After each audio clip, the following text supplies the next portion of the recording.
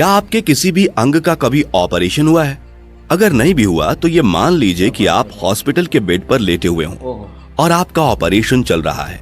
इसी ऑपरेशन के दौरान अचानक से यदि आपको ऑपरेशन टेबल पर ही होश आ जाता है और आपको आपकी बॉडी को चीरकर अंदर जाते हुए मेडिकल इंस्ट्रूमेंट्स महसूस होने लगते हैं, अब ये भूलिए मत, आप ही का ऑपरेशन आप ही के आंखों के सामने हो रहा है और अब आपको उसी ऑपरेशन से हो रहे हर एक दर्द का एहसास भी हो रहा है। सच्चाई तो यह है कि ऐसी घटना आपकी सोच से भी ज्यादा कॉमन है। जो हमारे पास आंकड़े हैं वो एक तरह से ये दर्शाने वाले हैं कि ऐसा भविष्य में किसी के भी साथ हो पाना आम बात है। तो इसलिए इस वीडियो को अंत तक देखना, क्योंकि आज हम बात करने वाले हैं कुछ ऐसे लोगों के बारे में जो ये घटना खुद पहले अनुभव कर चुके हैं और इस तरह की घटनाओं को भविष्य में रोकने के लिए क्या करना चाहिए उसकी सीख हम दे सकते हैं। तो बिना समय गवाए चलिए शुरू करते हैं। इससे पहले अगर आप हमारे चैनल पर नए हैं और आपने हमारे चैनल को सब्सक्राइब नहीं किया है तो बिना देरी चैनल को सब्सक्राइब कीजिए, बेल आइकन दबा लीजिए ताकि आपसे कोई भी हमारी अमेजिंग वीडियो मिस ना हो।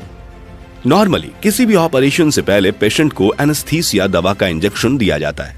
ये जनरल एनेस्थीसिया हमारे शरीर में दो काम करते हैं।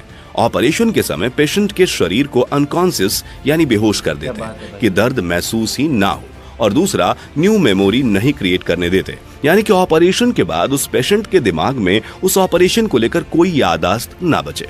हर साल दुनिया भर में 2 करोड़ से भी ज्यादा सर्जरी होती है और कुछ सर्जरीज में पेशेंट्स के साथ एक ऐसी कंडीशन हो जाती है जैसे कि उनका कोई डरावना सपना ही सच हो गया हो। इस कंडीशन को एनेस्थीसिया अवेयरनेस कहा जाता है। एनेस्थीसिया अवेयरनेस का मतलब किसी भी सर्जरी या किसी भी ऑपरेशन के बीच में इंसान का होश में आ जाना और दर्द को बिल्कुल महसूस कर पाना है, जैसे कोई भी आम इंसान कर पाता हो। पर बात यहाँ पर नहीं रुकती, क्योंकि यहाँ से तो परेशानी सिर्फ शुरू होती है। उनका शरीर जनरल एनेस्थीसिया के चलते पैरालाइज हो गया होता है, यानी कि वो हिल डुल भी नहीं सकते और अपना दर्द किसी दूसरे इंसान को ऑपरेशन के दौरान जाहिर भी नहीं कर पाते। उन्हें उनके आसपास हो रही आवाजें तक सुनाई देती हैं। सभी चीजों का होश होता है, पर दुर्भाग्यवश कोई और इस बात का गवाह नहीं बन पाता। उसे एहसास रहता है लेकिन वो खुद को एकदम बंधा हुआ पाता है। उसे एहसास होता है कि वो चिल्ला रहा है, लेकिन वो सिर्फ उसके दिमाग में ही चिल्ला रहा होता है और उसकी आवाज सर्जरी कर रहे डॉक्टर्स तक नहीं पहुंच पाती। वो अपने हाथ पैर हिलाने की भी बहुत कोशिश करता है, लेकिन ऐसा करने में वो सक्षम नहीं हो पाता। कभी कभार ऐसा भी होता है कि पेशेंट ऑपरेशन के पहले से ही घबराया हुआ होता है और ज्यादा ही टेंशन में रहता है। अब ये स्थिति इस घटना को झेलने के लिए सबसे ज्यादा दर्दनाक है, क्योंकि सर्जरी के वक्त उस पेशेंट के दिमाग में सर्जरी से संबंधित भयानक ख्याल घूम रहे होते हैं और उसे वो सभी चीजों का एहसास भी होने लगता है जो चीजें वास्तव में भी नहीं हो रही हैं। डर के इमोशंस हमें हाइपर सेंसिटिव और हाइपर अवेयर बना देते हैं। लेटेस्ट आंकड़ों के अनुसार हर साल दुनिया में लगभग 20 मिलियन सर्जरी होती है, जिसमें पेशेंट्स को एनेस्थीसिया दिया जाता है। हर 1000 सर्जरीज में से 2 या 3 केसेस ऐसे होते हैं जिसमें एनेस्थीसिया अवेयरनेस की स्थिति बन ही जाती है। मतलब हर साल लगभग 25,000 से 50,000 केसेस। एनेस्थीसिया अवेयरनेस होने के चांसेस उन पेशेंट्स में ज्यादा होते हैं जो पहले से ही मेडिकल कंडीशंस से जूझ रहे होते हैं। 2005 में जॉन प्रेस्टोन नाम के एक पेशेंट की हार्ट सर्जरी होने वाली थी, जिसमें डॉक्टर ने उसे पहले ही बता दिया था कि सर्जरी में उसके जिंदा रहने और मरने की संभावना 50-50 रहने वाली है। जब डॉक्टर्स उसके स्टम्प्स यानी कि ब्रेस्ट बोन को ओपन कर रहे थे, उसी समय उसे होश आ गया। वो ना तो हिल पा रहा था, ना ही आवाज निकाल पा रहा था, यहाँ तक कि वो रो भी नहीं पा रहा था, लेकिन वो डॉक्टर्स के बीच हो रही बातों को सुन सकता था। उसके मुताबिक यह अनुभव उसके लिए एक भयानक सपने जैसा था। उसने एक इंटरव्यू में बताया कि वो खौफ ऐसा था मानो उसको जिंदा ही जमीन में गाड़ा जा रहा हो। इस सर्जरी के बाद उसकी जान तो बच गई, लेकिन इसका उसके दिमाग पर गहरा असर पड़ा, जिससे उसकी रातों की नींद भी काफी दिनों तक उड़ी रही। इसे पोस्ट ट्रॉमेटिक स्ट्रेस डिसऑर्डर कहा जाता है, जो ऐसे केसेस में होना एक आम बात है। इसी तरह का एक और किस्सा सामने आया था, जिसमें डॉक्टर्स को जेनी स्मिथ नाम की महिला की सर्जरी करके उनकी दोनों ओवरीज निकालनी थी।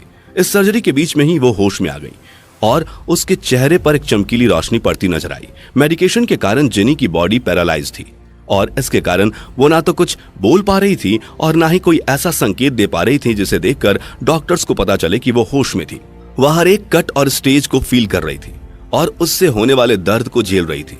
उसके लिए यह बहुत ही दर्दनाक क्षण था साथ ही उसके गले में ब्रीदिंग ट्यूब होने के बावजूद उसे सांस लेने में भी तकलीफ हो रही थी और ऐसा महसूस हो रहा था कि जैसे वह ऑपरेशन के बीच में ही दम तोड़ देगी।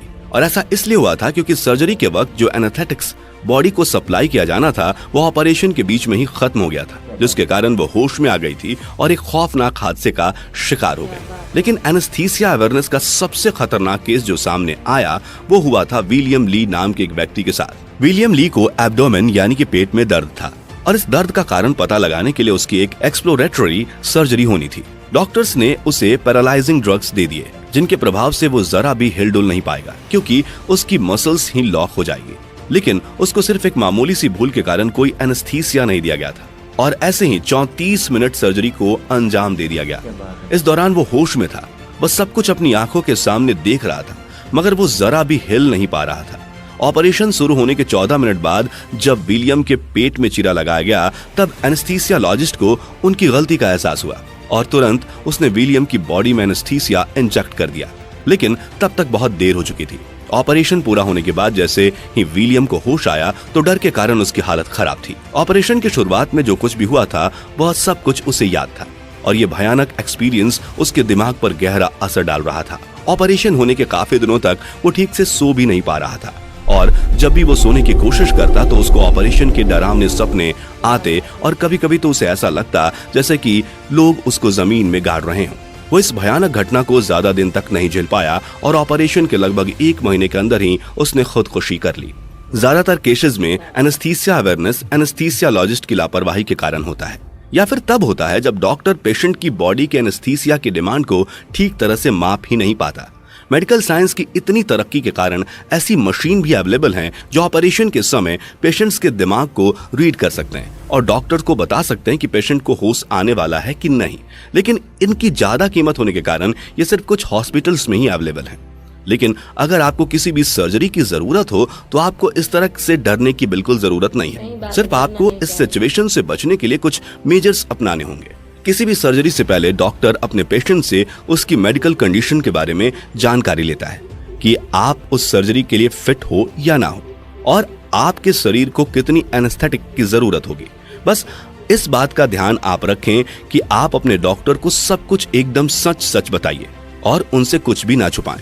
ऐसा करने पर आपके एनेस्थीसिया अवेयरनेस का शिकार होने के चांसेस काफी हद तक कम हो जाते हैं। ऑपरेशन से पहले भी अपने पेरेंट्स को डॉक्टर तक इस बात का ध्यान रखने के लिए सूचना भी पहुंचवाइए ताकि इस बात पर स्पेशल केयर रखा जा सके और अगर किसी भी कारण डॉक्टर्स की लापरवाही की वजह से आप एनेस्थीसिया अवेयरनेस के शिकार भी होते हैं तो आप उस डॉक्टर के खिलाफ कानूनी एक्शन भी ले सकते हैं। तो फ्रेंड्स, आज की वीडियो के लिए बस इतना ही। अगर आपको ये वीडियो पसंद आई हो तो इसे लाइक और शेयर करना मत भूलिए। ऐसे ही इंपॉर्टेंट और नॉलेज वाले वीडियोस के लिए इस चैनल को सब्सक्राइब जरूर करें। Thanks for watching. ऑपरेशन देख के यार इंसान को कैसे शरीर में कंपन होती है और मैं तो मेरे को तो मानता हूँ कि अपने भारत की या कहीं की भी औरत हो इनको धन्यवाद देना पड़ेगा। हर बार जितनी बार जन्म बच्चों को देती है तो औरत को इस पीड़ा से गुजरना होता है और देखो सीजर भी होती है औरतों को, तो इस परेशानी से इनको घबराहट होनी चाहिए। और क्या होती है भाई वो तो भगवान ही इनके दिल ही जाने,